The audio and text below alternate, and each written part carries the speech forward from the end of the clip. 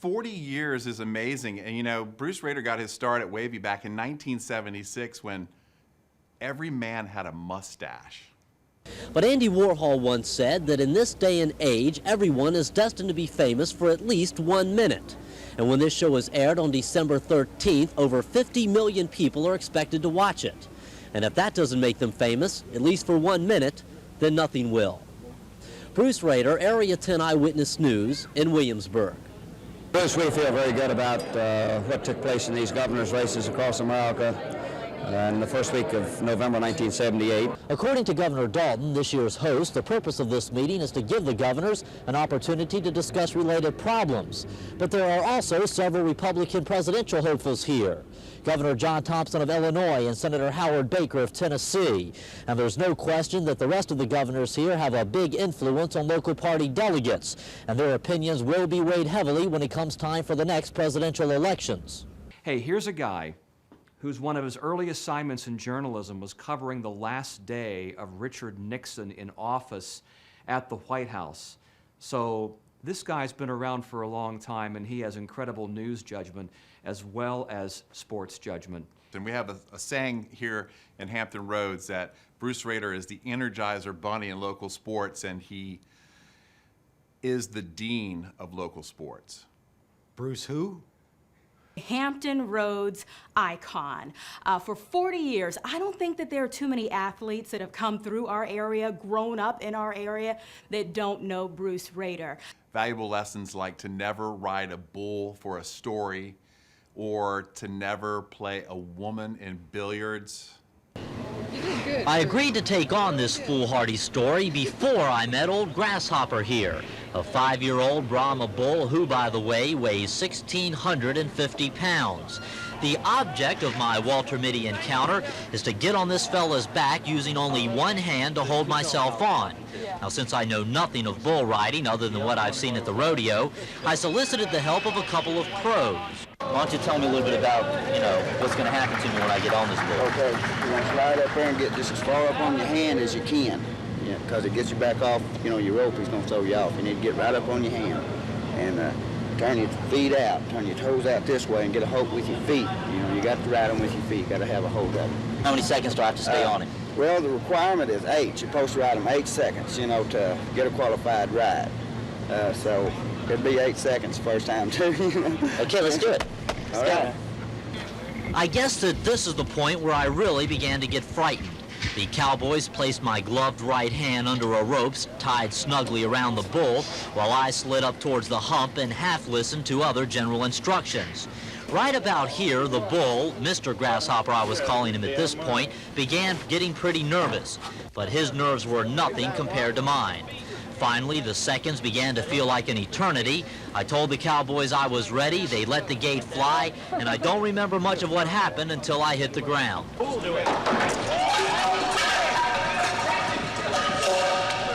I was told that when the bull finally bucked me to get up and run for the nearest fence. To this piece of advice, I listened and obeyed. Yeah, how'd I do? I feel all right. I hurt my wrist a little bit. How'd it go? Rolling good. Did I? Out there, yeah.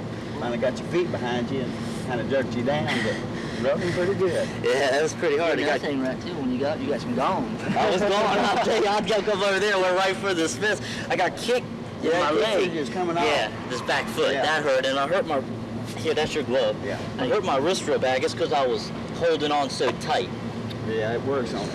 Yeah. You got a lot there. You got about 1,800 pound bull working against it. Yeah. Yeah, It was good, but it was fun. Something I always wanted to do. Thank you, gentlemen, very much. You bet. Appreciate it. Oh, ow.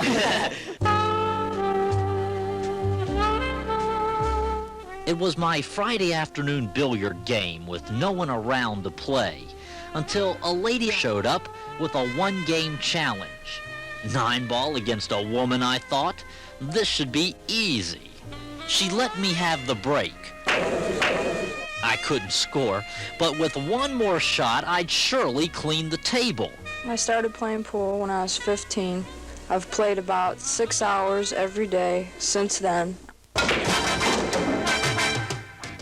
I've played in about 8 tournaments. I won 1 tournament, and that was the Michigan Semi-Pro 9-ball tournament.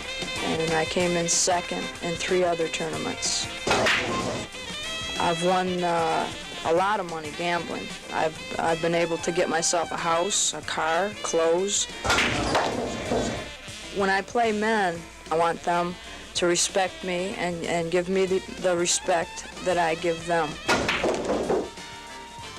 Finally, she was down to her last shot, but she had to sing 2 balls to win. So, I guess I learned a good lesson. Never play 9-ball with a woman.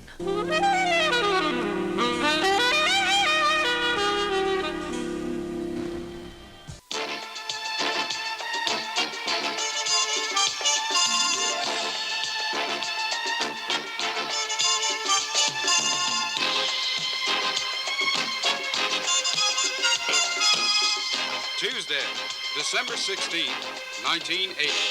Area 10 Eyewitness News with Joe Rubin, meteorologist Jim Smith, and Bruce Rader with sports.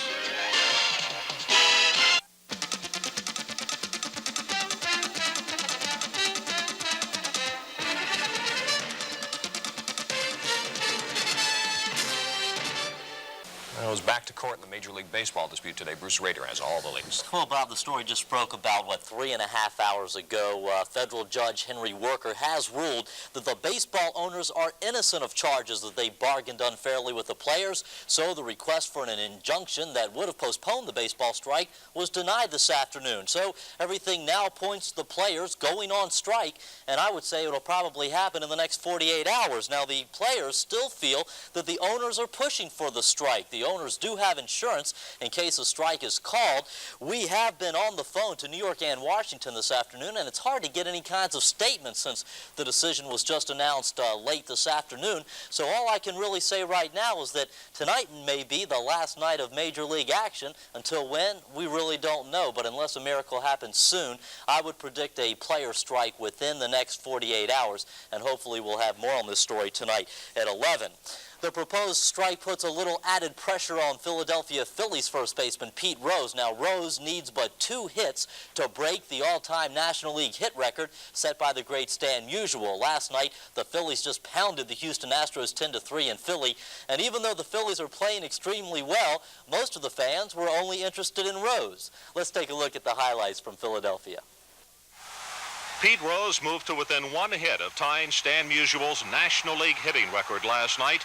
The first one coming in the 3rd, and the second in the 8th. And the crowd at the Vet responded with a standing ovation as Rose came back out of the dugout. Mike Schmidt got the Phillies going in a 5-run 3rd inning with an opposite field triple. Rose and Matthews scored. Then Dick Davis drove Schmidt home with a single. That made it 4-1 Phillies. Larry Boa got some help from left fielder Jose Cruz with this single, and a 2-base error as the ball got away from Cruz. 6-1 Philadelphia. In the 6th, Bob Boone hit his 3rd home run of the year, and the rout was on. Marty Bystrom, the winning pitcher, Joe Niekro, the loser.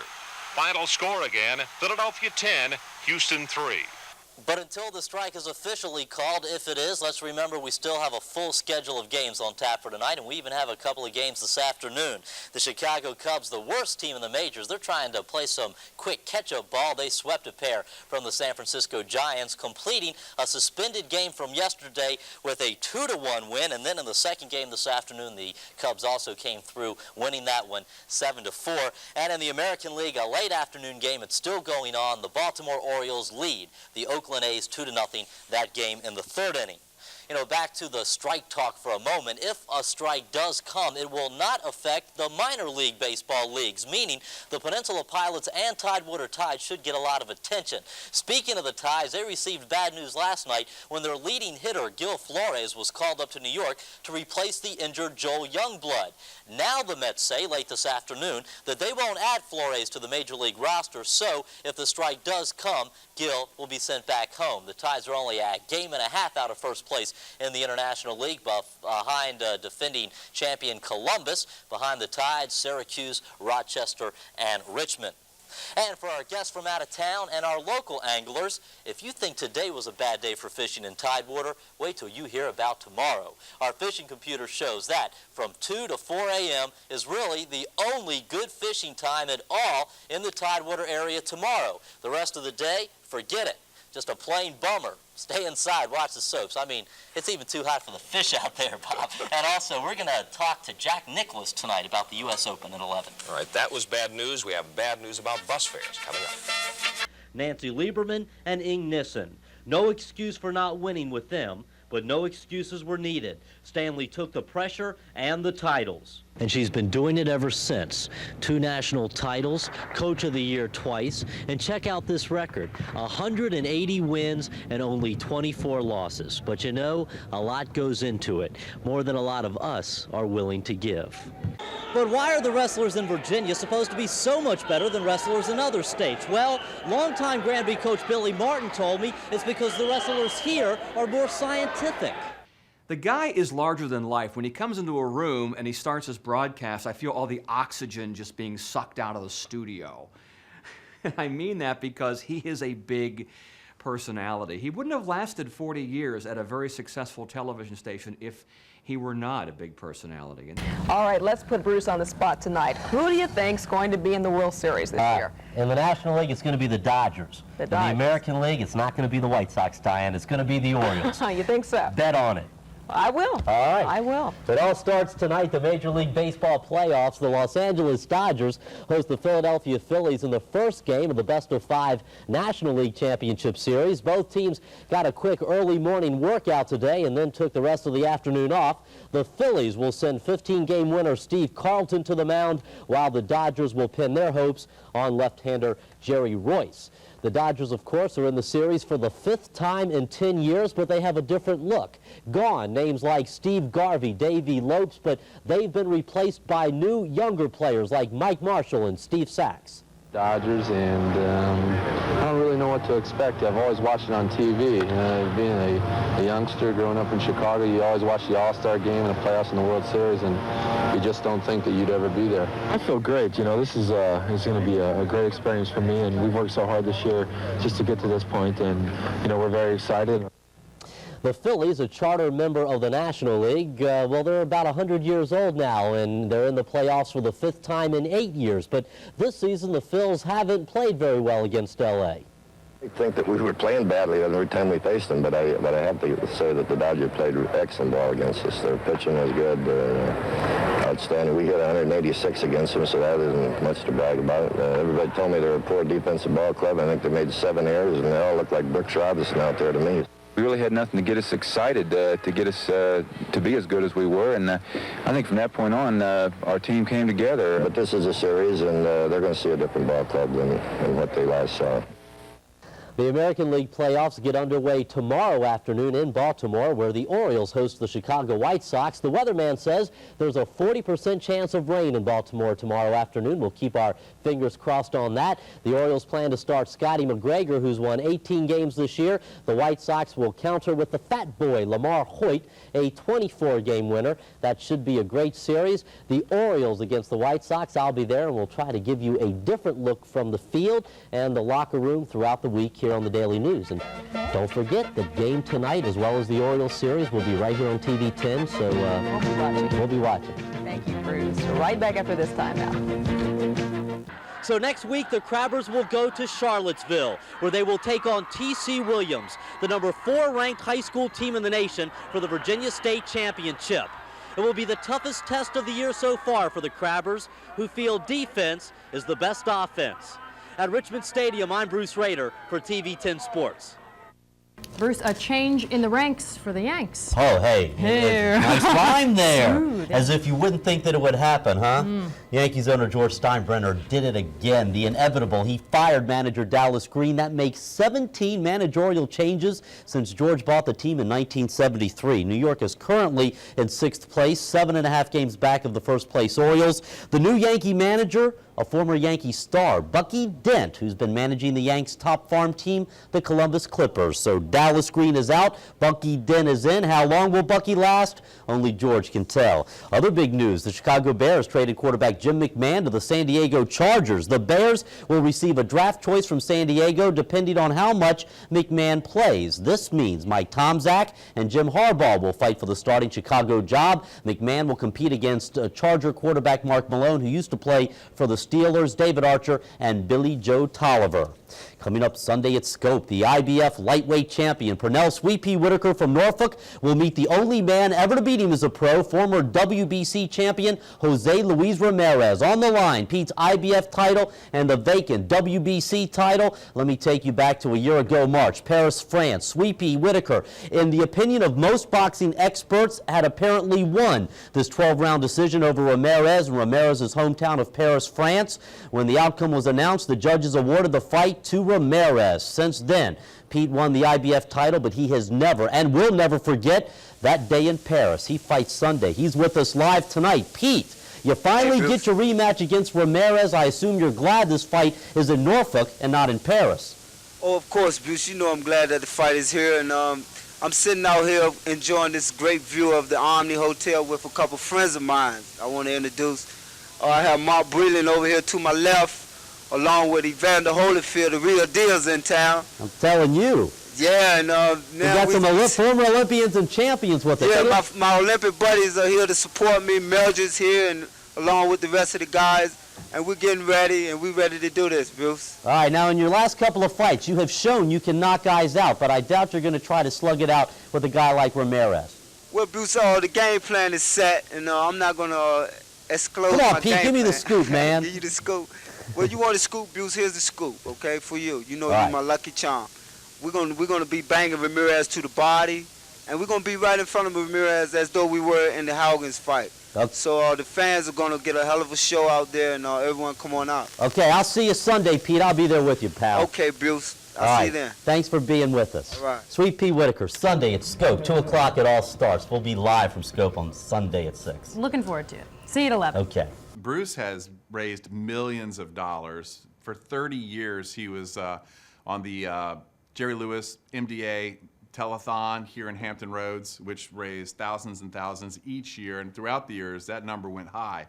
He has done his Bruce Rader St. Jude's golf tournament for over 20 years in Virginia Beach, and he's raised, easily $1 million through that, and countless other local charities. He sort of wrote the book on community service here in Hampton Roads. And he organizes this stuff himself. The people he knows and the people he's able to bring to the table to raise, oh God, how much money has that guy raised for all these charities? I can't begin to fathom. It's gotta be in the millions. It's gotta be. Live from the Fox 43 studio, this is the Fox 43 Sports Wrap with Bruce Rader, presented by Geico. Tony Dungy says he should be benched. Pierre Garçon says he isn't as fast as he was last season, but Robert Griffin III says the knee is fine and he's ready to run if he has to. I'm Bruce Rader. Welcome to the Sports Wrap Live on this Wednesday night. After losing miserably their first 2 games, the Redskins have a very important showdown coming up Sunday against the Detroit Lions at FedEx Field. That's a Sports Wrap on this Wednesday night. I'm Bruce Rader. Thanks for watching. Don't forget, coming up on Friday night in this time slot, the Old Dominion Football Show with Coach Bobby Wilder as he looks ahead to Saturday's game at home against the Citadel. Also, for local updates, we've got Sports Wrap Twitter alerts. That's Bruce Rader Sport. And visit my Bruce Rader Wavy TV webpage on Facebook. We'll see you back here tomorrow night. Good night, everybody. If you meet Bruce Rader one time, you're a friend for life. And if you work with Bruce Rader, he'll take care of you. And I'm just one of many interns who have gotten to a certain point in their career. And many of them have flourished and gone on to bigger and better things. And he's a very loyal person, he's a giving person, and he's very knowledgeable, and he's always shared that knowledge throughout his 40 years here at Wavy. for me to intern at Wavy and Bruce was here, and to come back all these years later and Bruce is still here, being his usual wonderful self, a consummate professional. You can put him out there anytime and he just does a bang-up job. It's great for me to see, and it gives me so much hope and so much pride in the place that I work. What more do you want from somebody serving the community in front of the camera to watch every day is a man who is committed to the TV station he works for and the community he works for. I mean, that's saying a lot. In covering all the things he's done, from the Olympics to the Super Bowls to World Series to everything else, I mean, it's a testament to everything that he's done, and it's just it's an honor to work with him. Congratulations, Bruce, on 40 years. There aren't many people in this business who make it that long and thrive for that long, but you have, and that is certainly an accomplishment almost as good as your boys.